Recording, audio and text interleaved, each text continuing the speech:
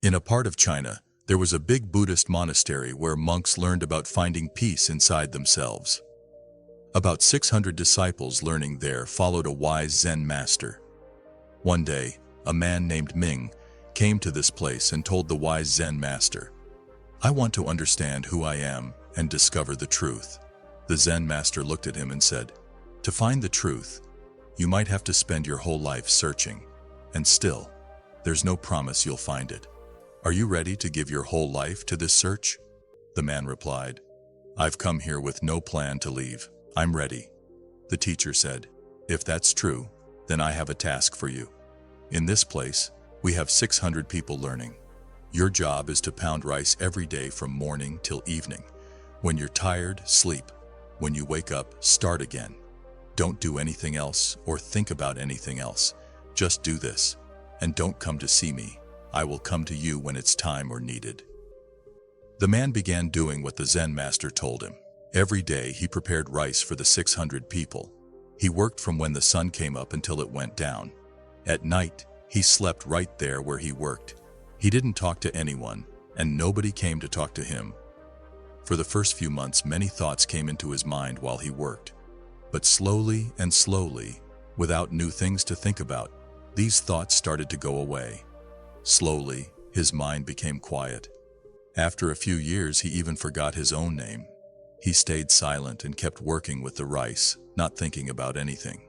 He didn't try to learn more by reading the scriptures or meditating to think deep thoughts. The people learning there thought he was not smart and much less important than them. 12 years went by like this.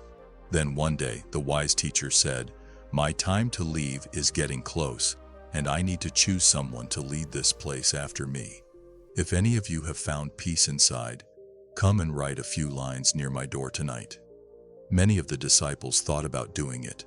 One of the top disciples, who knew a lot about their teachings, went and wrote something. He thought he would be the next leader. He wrote, "The mind is similar to a mirror that gathers dust from our thoughts and desires. Meditation is like cleaning this mirror. Whoever cleans the dust and sees clearly, they have found peace." When the Zen master saw these lines in the morning, he got very angry. He gathered all the disciples and asked, "Who wrote this nonsense?" The top disciple didn't say anything, even though what he wrote sounded smart, but it was just things he read in books. He wasn't sure if it was true because he hadn't found peace inside himself. The Zen master didn't like these lines at all. Everyone was shocked. They all talked about it, even near the man who had been preparing rice for 12 years. When he heard about it, he just smiled a little. 2 people learning there saw him smile and were surprised. They thought, "Why is he smiling? He just works with rice and doesn't seem to learn like us." They asked him why he laughed. He told them, "The Zen master is right. Those lines mean nothing." They couldn't believe he might know more than they did, and asked if he could say something better. The rice worker said he couldn't write because he is an illiterate, but could speak something if they would write it for him. So they went near the Zen master's room. The rice worker said something simple but deep, and they wrote it down. He even signed it. They thought the Zen master would react the same way as before, but what the rice worker said was very different. He said, "Mind is just an illusion. There's no mind or mirror to catch dust. When there's no mind, where can dust settle? Knowing this is knowing the truth." The teacher saw these lines and knew right away who had found true peace. He woke the rice worker up in the middle of the night and said, "Take my stick and my robe. You are the new leader now, but you must leave this place immediately. There are many here who think they are better than you, and they might kill you because they won't accept that someone like you has found peace. You have everything I know, and you found it while working with rice. Wherever you go, people will come to you because when a flower blooms, its scent spreads everywhere." The rice worker thanked his teacher and left quietly into the night. In our life, many people believe meditation is only about sitting quietly with eyes closed, but it's much more than that. You can meditate while walking, cooking, or engaging in any daily activity. Imagine meditation as being completely absorbed in what you're doing, so much so that you become unaware of your physical self. Take, for instance, a musician lost in the flow of playing their instrument.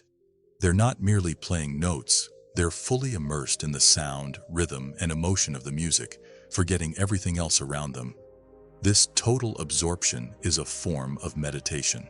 Just like the story of the person who found enlightenment while pounding rice, they were so focused on their task that they transcended their physical existence and touched something deeper within themselves.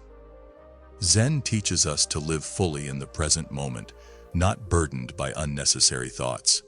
When we let go of constant thinking, our mind quiets down, leaving us in a state of pure being.